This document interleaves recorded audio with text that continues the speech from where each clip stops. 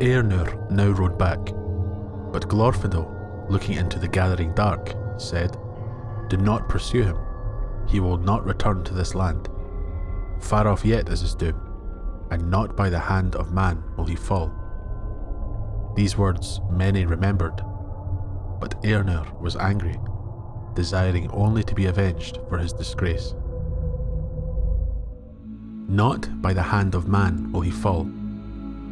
These words, spoken by Glorfindel to Eärnur in reference to the eventual fate of the Witch King of Angmar, are remembered by many, and perhaps misunderstood by many, maybe by design. Readers discussing the death of the Witch King often refer to Glorfindel's words as the prophecy of the Witch King, and this video will be my opportunity to discuss whether this was a prophecy or an example of foresight, if there's a difference between the two. Could a man defeat the Witch King? Were the words of Glorfindel purposefully misleading? Hopefully I will clear up some misconceptions I believe exist in relation to Glorfindel's famous words, and related to the death of Sauron's chief servant in the Battle of the Pelennor Fields. First, some context. Let's go back to the year 1974 of the Third Age, the final stages of the centuries-long Angmar War, when the kingdom of Arthedain in the north was ended. The Witch King was victorious against the north, and the city of Fornost was captured. 1 year later in 1975, Eärnur of Gondor, before he was king, with the aid of Glorfindel of Rivendell, defeated the forces of Angmar through the strength of the elves and the Dunedain. With the defeat of his forces, the chief of the Ringwraiths, known as the Witch King of Angmar, appeared, black-robed and black-masked upon a black horse, appearing as some shadow of death from the darkness itself. Fear fell upon all who beheld him, but he singled out the captain of Gondor for the fullness of his hatred, and with a terrible cry, he rode straight upon him. It is said that Eärnur had the bravery to withstand the terror of the Witch King, but his horse could not endure that onset. His beast swerved and bore him far from the Witch King before he was able to master it. In seeing this, the Witch King laughed in mockery, a laugh that would haunt Eärnur for years to come, and one that would have grave consequences for Gondor itself for centuries. But as Glorfindel rode forward on his own horse, the Witch King fled into the shadows. He was lost in the darkness, but Eärnur attempted to ride after the Ringwraith nonetheless, before being stopped by Glorfindel, who spoke those famous words. In the year 3019 of the Third Age, the Witch King finally met his doom in the Battle of the Pelennor Fields. Éowyn of Rohan, driving her sword between crown and mantle, following the hobbit Merry, wounding the Black Captain with a dagger of Westernesse. But suddenly he too stumbled forward with a cry of bitter pain, and his stroke went wide, driving into the ground. Merry's sword has stabbed him from behind, shearing through the black mantle and passing up beneath the hauberk and pierced the sinew behind his mighty knee. Éowyn! Éowyn! Cried Merry. Then, tottering, struggling up with her last strength, she drove her sword between crown and mantle, and the great shoulders bowed before her. The sword broke, sparkling into many shards. The crown rolled away with a clang. Éowyn fell forward upon her fallen foe, but lo, the mantle and hauberk were empty. Shapeless they lay now on the ground, torn and tumbled. And a cry went up into the shuddering air, and faded to a shrill wailing, passing with the wind. A voice bodiless and thin that died, and was swallowed up, and was never heard again in that age of this world.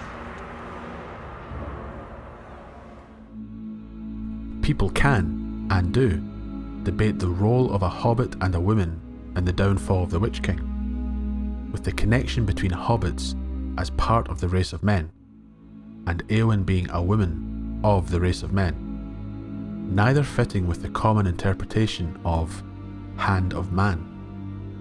But the so-called prophecy seems to be misunderstood by many as a declaration that no man could kill the Witch King, over it being a statement of how the Witch King would meet his end.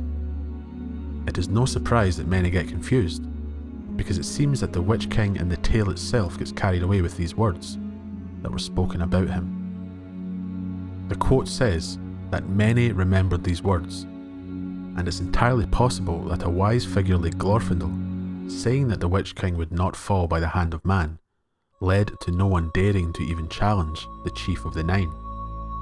Their mentality could have been influenced, although few could hope to stand against him in the first place. The Ringwraith essentially acted as if he was invulnerable because of these words. He even paraphrases them on the battlefield before he meets his end. A sword rang as it was drawn. Do what you will, but I will hinder it if I may. Hinder me, thou fool. No living man may hinder me. This is at a time when the Witch King is being openly challenged by Dernhelm, the male alias taken by Éowyn, allowing her to ride to battle after being told she could not. The revelation that this man is in fact a woman fills the Witch King with sudden doubt. He seems to contemplate whether those words that go with him apply in such a situation. Centuries of confidence and arrogance, as unkillable by any he would likely meet on the battlefield, has him staring down a woman with the will to challenge him. But no living man am I. You look upon a woman. Éowyn I am, Éomun's daughter. You stand between me and my lord and kin. Begone! If you be not deathless, for living or dark undead, I will smite you if you touch him. The winged creature screamed at her, but the Ringwraith made no answer, and was silent, as if in sudden doubt. This reminds me of the doubt of the Witch King when he was met by a halfling, Frodo, on Weathertop, crying a name of terror to the Nazgul, Elbereth, a name given to the Vala Varda, the Star Kindler, a name carrying power, a bane to evil forces, having the Ringwraith believe he was in league with the High Elves of the Havens. Not only that, but the halfling struck out at him with a weapon. Surely the fell captain would have shared a similar doubt in that situation. However, none of that matters when it comes to who fits into the definition of the hand of man. It comes down to the Witch King himself believing these words spoken about him as some indicator of who could defeat him, something shared by readers who claim he was immune to any sort of damage if attacked by a man, which is not the case. There is nothing to say that a man, dwarf, elf or Maya couldn't kill the Witch King. If we choose to call this prophecy, we can say that as a prophecy, it can alter the actions of others while still being fulfilled in the end, despite any action to try and avert or even fulfill the prophecy.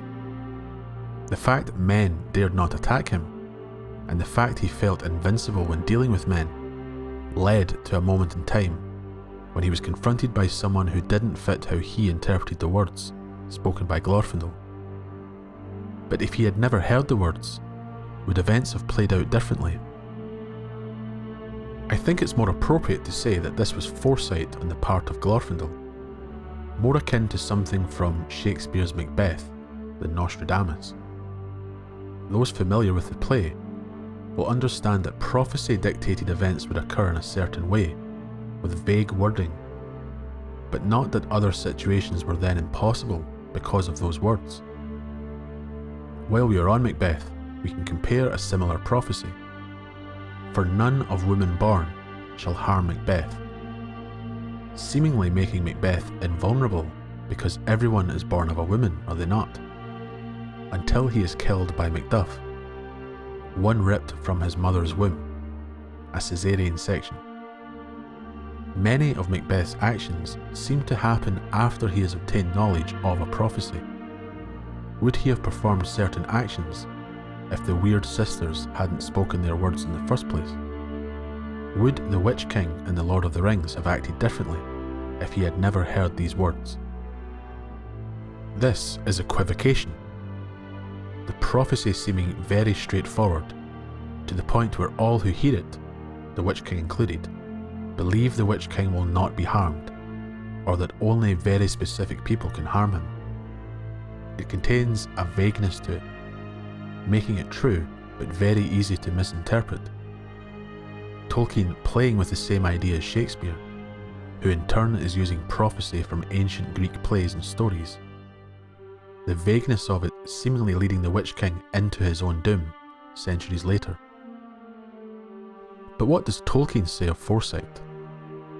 He details it in his essay, The Inquiry into the Communication of Thought, published in the Vinyar Tengwar, and later The Nature of Middle-earth.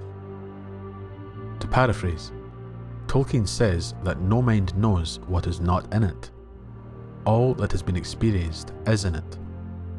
In the case of the incarnate, dependent on the instruments of the body, some things can be forgotten, simply meaning unavailable for immediate recollection. But there is no part of the future in that mind, because it cannot see it and hasn't seen it. It is a mind placed in time. For a mind to learn of the future, it has to learn of it from a mind that has seen it, meaning that the future can only be seen from Eru Iluvatar, or from those he has shared his purpose with, the Valar or the Maiar. Basically, an incarnate, and that includes Glorfindel as an elf, can only learn anything of the future if derived from the Ainur, if they in turn know it, or by revelation direct from Eru. This again ties in with Greek mythology, prophecy being the business of the gods, even if they blessed or cursed mortals with the talent of prophecy. This is different from the foresight of the likes of Aragorn or Elrond, as Tolkien says that it can be deduced by reason what will or may come to pass through wisdom, be it the wisdom of the Valar or the Incarnate.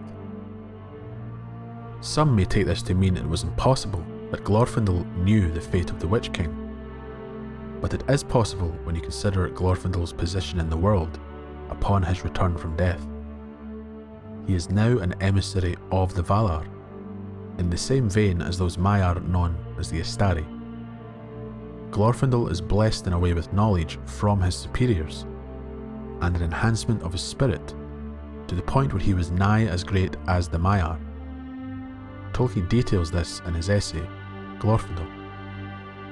This is similar to Gandalf's return as Gandalf the White, the same figure, but enhanced in some way. Glorfindel's noble sacrifice and strength of spirit, changing him when he passed through death and was returned to life. Thus Glorfindel is speaking aloud information he may know, which is in the end true, but still cryptic and easy to misinterpret. He is never stating the figure who will kill the Witch King, when or where it will specifically happen. He may only be speaking aloud what his mind knows, and what needs to be said for it to happen. This is when it starts to make little sense to imagine events unfolding any other way. What if Merry hadn't intervened? What if Gandalf pursued the Witch King before being stopped by Pippin? We are talking about the fate of the Witch King. If we imagine Merry not being there, or Éowyn being another figure, why not just reimagine the story itself? The debate lies in wondering if Glorfindel's words had never been spoken, would the Witch King have had more attempts in his life?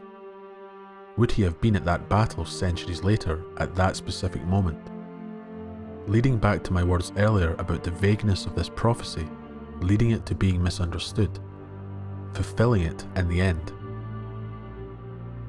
Would he have charged so confidently into battle? Did the words of Glorfindel have to be spoken at that place and that time, by chance if we call it that? Was this part of Glorfindel's mysterious purpose in Middle-earth? I do not see Glorfindel's words as some rule, but as words spoken by one blessed with foresight and wisdom. The words should not have been a warning about challenging the Witch King in the future, but should have inspired hope that this terror of the Third Age may not be defeated today or tomorrow, but that he will be defeated. He will fall, with the Witch King believing in his own invulnerability, until that moment when he couldn't escape his own fate.